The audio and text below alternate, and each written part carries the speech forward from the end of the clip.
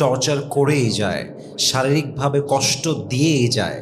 হাদিসে আসছে, যদি কোনো স্বামী তার স্ত্রীকে কষ্ট দিয়ে যায়, তার জীবনে 5টা আযাব মাস্ট আসে।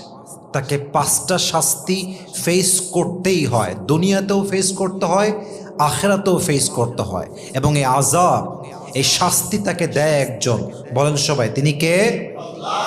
যেই মেয়ের স্বামী খারাপ, আসলে তাকে মেরে ফেলার জন্য পিস্তল লাগবে না, গুলি লাগবে না, ফায়ার করতে হবে না, বিষ খাওয়াতে হবে না। যেই মেয়েটার স্বামী খারাপ, তার জীবনটা এমনিতেই নষ্ট হয়ে যায়, ঠিক কিনা বলেন? যেই মেয়েটার স্বামী খারাপ, সে প্রত্যেক দিন ধুকে ধুকে মরে, তার নিঃশ্বাস বন্ধ হয়ে যায়, তার দম বন্ধ হয়ে যায়। যেই মেয়েটার স্বামী খারাপ, তাকে মারার জন্য অন্য কোনো প্রেশার দেওয়ার কোনো প্রয়োজন নেই।